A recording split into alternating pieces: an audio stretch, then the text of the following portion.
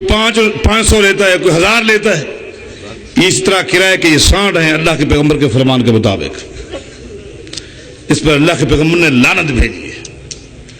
और दुख की बात यह है, सुनिए, दुख की बात यह है कि जब इन्होंने कोशिश की कि इस हदीस जिसमें लानत भेजी गई है कि लानत है, हलाला करने वाले पे, करवाने वाले पे लानत है, तो कोशिश की, इन्होंने कोशिश की कि इस हदीस को ज़ईफ करार दें, ज़ईफ करार नहीं दे सके।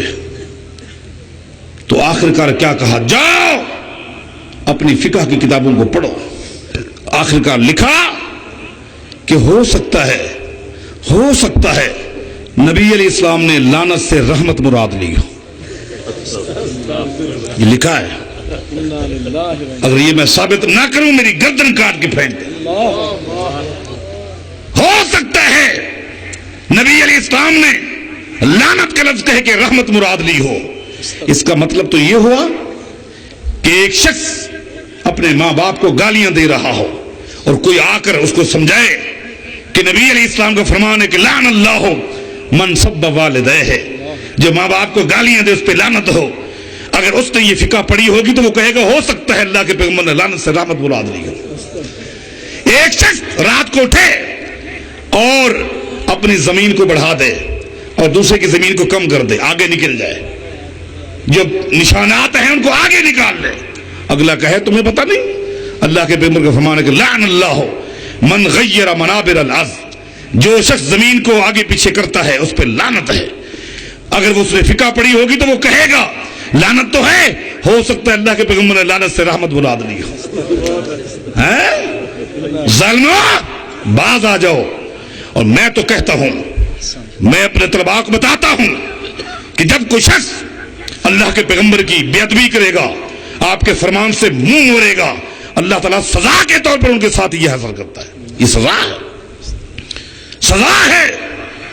और मैं कराची का आपको एक वो वाकया बताता हूं, दो नौजवान जो रोते हुए अल्लाह की कसम, ये मेरी बात नोट हो रही है, रोते हुए मैं बैठा था, जमात गुरबा अल हदीस पाकिस्तान के अमीर मौलाना अब्दुल रहमान सलफी साहब हाफिज़हुल्लाह, अल्लाह उनको सेहत दे, उनके सामने आए।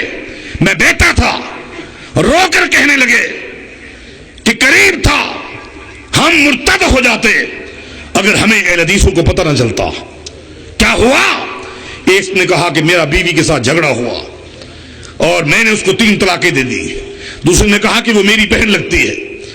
हम कुरंगी दारुल उलूम गए, मुफ्ती साहब ने कहा हलाला होगा।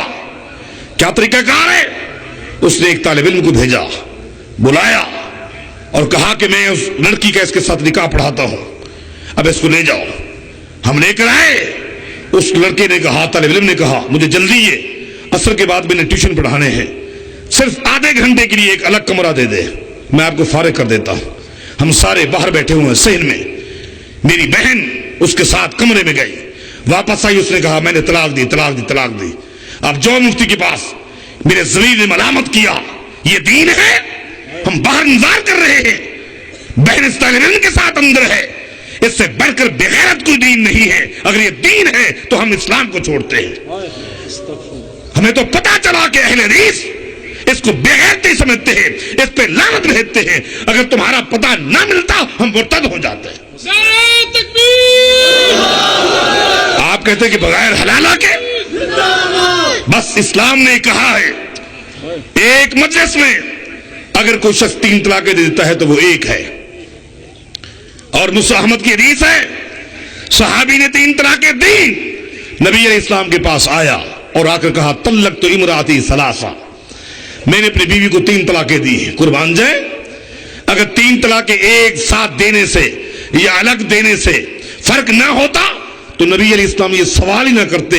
आपने पूछा अफी मजलिसिन वाहिदिन, जाओ मुसा अहमद उठाओ, मुसा अबू याला उठाओ, अफी मजलिसिन वाहिदिन। नबी अलैहि इस्लाम ने पूछा ये 3 तलाकें एक मजलिस में दी हैं? कहा जी हां। फरमाया तिल्क वाहिदतुन, ये एक है। राजे हा इन शेता, अगर रुजू करना चाहता तो रुजू कर ले। फराजा, हदीस में आता उसने रुजू कर लिया था। اس لیے کہ طلاق کا ایک وقت ہے کہ طہر میں دی جائے. وقت پر ایک طلاق تھی, 2 طلاقیں وقت سے پہلے دی ہیں, وقت سے پہلے نہیں ہوتی. میں آپ سے ایک سوال کرتا ہوں, ایک آدمی عصر کے وقت عصر کی نماز پڑھ لے اور عصر کے وقت ہی مغرب کی نماز پڑھ لے, عصر کی تو ہو گئی, مغرب کی ہو جائے گی؟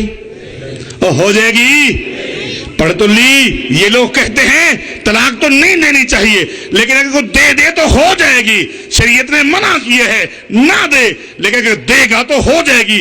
میں آپ سے پوچھتا ہوں, عصر کے وقت اس نے مغرب کی نماز پڑھی ہے, ہو جائے گی؟ کیوں نہیں ہوگی؟ وقت سے پہلے ہے. مغرب کی نماز دوبارہ وقت آئے گا تو پڑھنی پڑے گی. 3 طلاقیں ہیں, ایک وقت پر ہے, ہو گئی. 2 وقت سے پہلے ہے, نہیں ہوئی.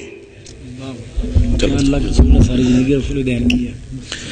نبی علیہ الصلوۃ والسلام نے ساری زندگی رفع الدین کیا, یہ ایک سوال ہے.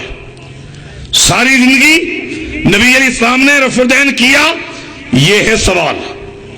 میں آپ سے پوچھتا ہوں, نبی علیہ السلام نے ساری زندگی آہستہ یا زور سے آمین کہی؟ اس کی حدیث دکھلائے.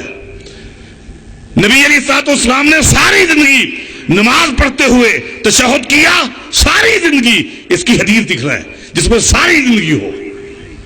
نبی علیہ السلام نے ساری زندگی نماز پڑھتے ہوئے رکوع کے اندر گھٹنے پر ہاتھ رکھے, ساری زندگی, حدیث دکھلائے. اللہ دکھلائے. ماشاءاللہ ماشاءاللہ. نبی علیہ السلام نے ساری زندگی نماز شروع کرتے ہوئے ثنا پڑھی, ساری زندگی, حدیث دکھلائے. اگر نہیں دکھلا سکتے تو پھر جہاں عموم ہے اس عموم میں جہاں دوسری چیزیں ہیں رفع الدین بھی ہے, اور بغیر رفع الدین کے ایک حدیث بھی نہیں ہے.